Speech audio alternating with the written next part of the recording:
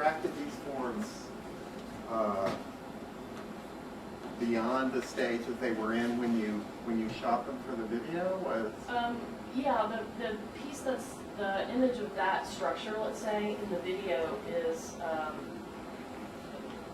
essentially a vector drawing of an object in space, which is actually a gate, but the hope was to abstract it to a point that you couldn't really discern what it was, that you might get an inkling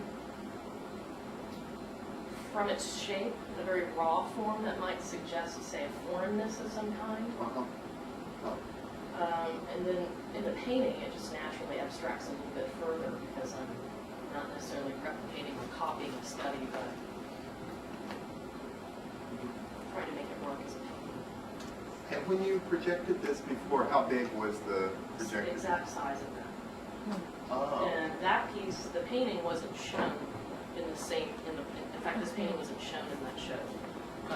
It was shown with a series of drawings and then these three paintings. All right. So it was a pretty large space, and it enabled you to control the lighting in a way that you could really see the projection more as a painting. These are really beautiful.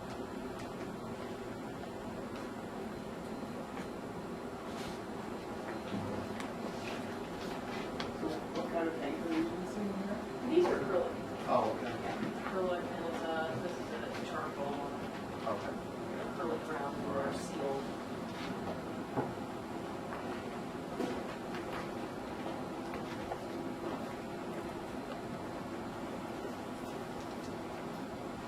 And why not this work? This was one that's a couple of years older than this piece, but I can see them at the same time. And it has a really complicated digital study, I guess is what I would call it right now. One that hasn't been resolved just because the show hasn't called for it. And so you took a digital study from what you were working with this image to copy for this painting, or to Basically, recreate. I mean, a good example might be that I'll start a piece with a photograph that have some basic sense of what interests me. It may even be cropped to a point where I'm not seeing the whole structure. Oh, I see. And so I usually do drawings, which have a rough drawing of this composition. So I'll start that piece. This is this one behind me. And basically sort of work out a basic format.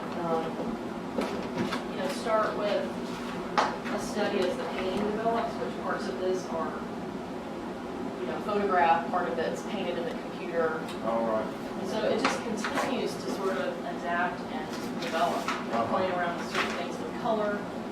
So the studies really aren't something that, it's not completely resolved at the point that the painting is started. It's sort of just enough to get excited about it and to feel good about being able to resolve it and returning to the computer to solve some of those, just because they tend to be. And you're after this unsettled notion of Sure. space. I mean, it has a lot to do with,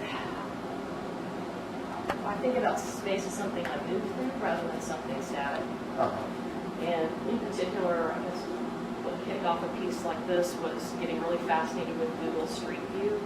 I remember the first time I saw the Google Street View where it shows you the building. It's sort of a panorama was when I was giving someone directions here. And when you look at a Google Street View, it shows that weird alley. It was shocking.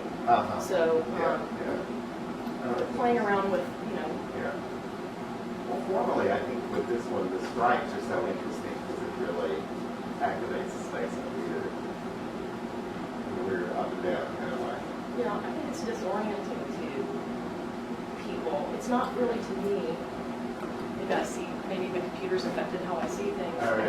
But to this particular building, I was interested in how the light fell on these two sides. Of course, depending on how you look at this is impossible. So you got sort of this interlaced different kinds of day as you pass the same location. But just from an abstract painting point of view, that all of this going on and all of these vectors, so kind of constructivist,